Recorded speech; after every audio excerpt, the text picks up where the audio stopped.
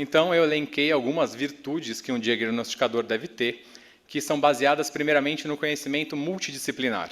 Para você ter noção de um fenômeno ou de uma anomalia, você precisa conhecer o todo. Se você for conhecer exclusivamente um pedaço da edificação, você não vai saber como que os outros sistemas interferem nesse seu problema, né? Então, eu tenho que conhecer um pouco de estrutura, um pouco de vedação, de revestimento, de caixilho, de piso, tá? Para ver de maneira holística a edificação.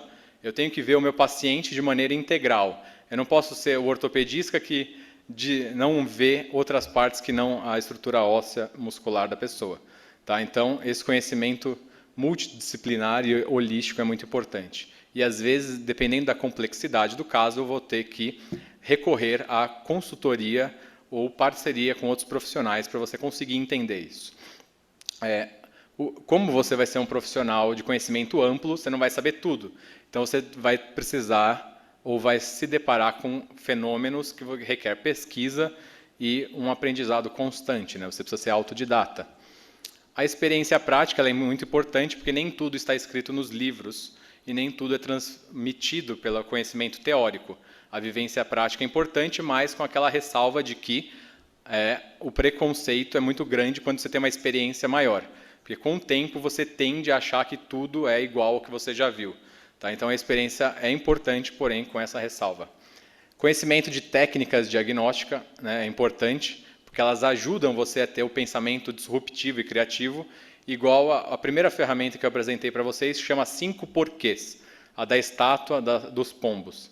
É uma ferramenta, se questionar por quê, é uma ferramenta diagnóstica. O brainstorm é uma segunda ferramenta de diagnóstico para levantamento de hipóteses. Tá? E tem outras ferramentas que a gente está com tempo curto, então não seria possível mostrar. Ter esse pensamento crítico, analítico que eu mostrei, da dedução, indução e abdução, e o pensamento disruptivo ou criativo. Tá? Então essas são as habilidades e virtudes que precisam ser mais treinadas do que adquiridas ou estudadas. Certo? Outras ferramentas, por exemplo, que a gente tem em diagnóstico, que auxiliam essa ideia, é esse diagrama de espinha de peixe, ou diagrama de Ishikawa, ou diagrama de causa-efeito, ou 6M. Ela tem diversos nomes dependendo da área de aplicação dela. Ela é muito usada na indústria automobilística, é muito usada no pessoal que faz análise de risco, e eu trouxe ela aqui para mostrar para vocês na engenharia diagnóstica que ela se aplica muito bem. O conceito básico dela é que uma anomalia ela pode ter vindo de 6 grandes causas, ou meio ambiente, ou máquina, ou mão de obra, ou método, ou material, ou medição. Então eu posso concentrar o meu brainstorm nessas áreas temáticas e você vai conseguir ter um êxito maior. Eu tenho também gráficos, né? Esse gráfico de correlação é muito bom.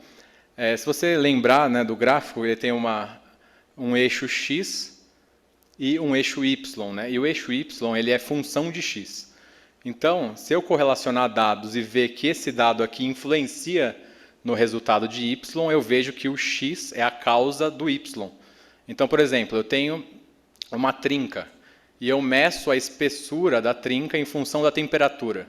E eu vejo que existe uma abertura maior, uma diminuição menor em função do valor da temperatura. Então eu vejo que a temperatura é a causa da fissura, ela que está gerando essa variação de espessura. Eu tenho um caso real aqui do prefeito de Nova York, que ele estava com problemas de entupimento do sistema da rede de esgoto da cidade. E daí ele teve o insight de correlacionar a quantidade de restaurantes com a quantidade de entupimento no bairro. E viu que tinha uma correlação crescente desse fenômeno. Quanto mais restaurantes tinha no bairro, maior era a quantidade de entupimentos. E a gente tem que tomar um cuidado, que a correlação ela pode ser crescente dessa forma, mas ela não é uma conclusão, ela é uma hipótese. Tá? Então eu vou ter que investigar, ver se de fato é isso. O que mostra, exemplifica isso, que na década de 70 tinha muitas pessoas com doença mental, e ninguém sabia a causa. E daí eles acharam que era um problema de rádio.